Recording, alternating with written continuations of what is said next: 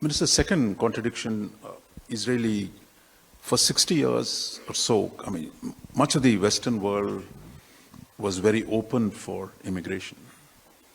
Starting with our doctors, then our professors, now you have actually the IT professionals going all across the Western world, especially the English-speaking world. But that open... Not necessarily the English-speaking world.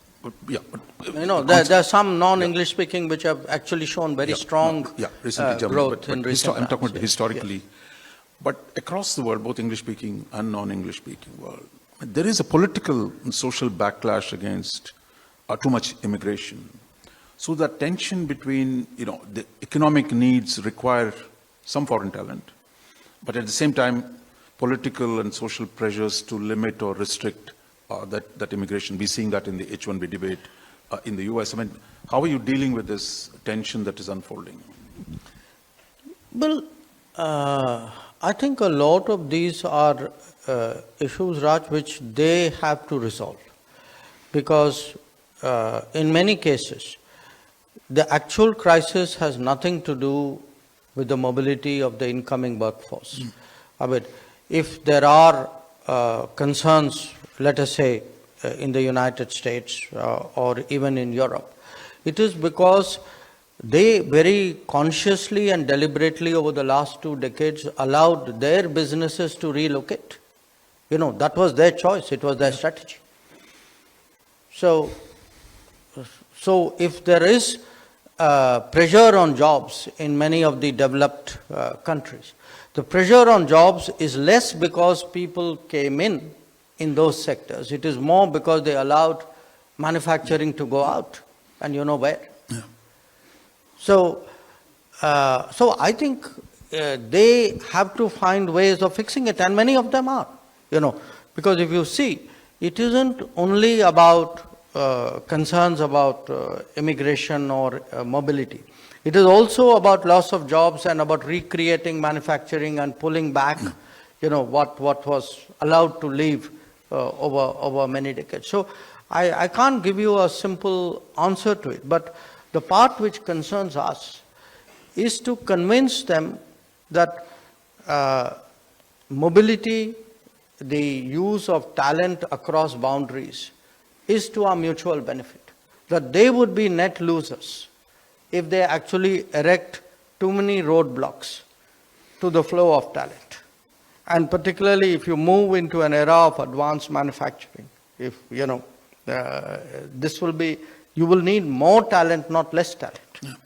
And talent cannot be organically developed at a high rate. There is a certain structural impediment out there. So and in their own societies, you can see the tension. Often the people in the forefront of entrepreneurship and technology would actually make the case for mobility. It is the people who I would say have a certain political base or a constituency to address who may oppose it, and they will probably reach some modus vivendi there. So some kind of a new balance between the economic and political should be worked out. Yes, but also some kind of new balance between the mobility of people and the mobility of work. If it becomes harder for people to travel, the work's not going to stop, okay? So if people don't travel, the work will travel. So the insourcing or outsourcing, there is a third contradiction. While exporting talent... Last two, by the way, didn't end up as contradictions. You're trying to resolve them. But third one is really, is one thing to export talent, but your domestic needs for the same talent are also growing as you try to do more manufacturing, more advanced technologies, more medical doctors. In every field where migration we've seen grow, there are also domestic needs, and I already see the government talking about returnees or facilitating some talent coming back. So where do you see this tension playing itself out? I don't want this to seem political, but this is actually a statement of fact. As a sort of a sweeping proposition, the number of educational institutions in this country in the last 10 years have doubled over what they were in the 60 odd years they were before that. What actually happened was after the first spurt, we somewhere plateaued. I mean, you and I are of the same generation. Probably when we left school, there were 5 IITs in the country.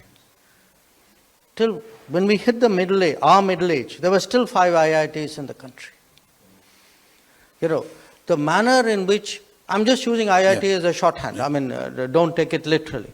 But the manner in which, let us say, our engineering schools, our technical schools, our medical schools, our nursing institutions, I mean, take whichever field, we didn't see, if you had a certain growth rate, if it made common sense your capacities should have paralleled the growth of your economy. It didn't happen.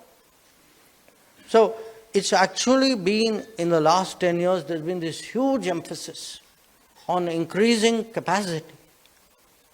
And why I say that to you is, you are not going to solve this problem, this apparent contradiction you refer to. You can't tell people, don't go out to work.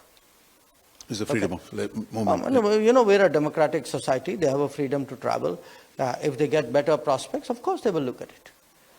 The common sense thing is to create opportunities at home. To create opportunities at home, you need to address both the demand side and the supply side. The supply side means you've got to, keep increasing your output of skilled and talented people.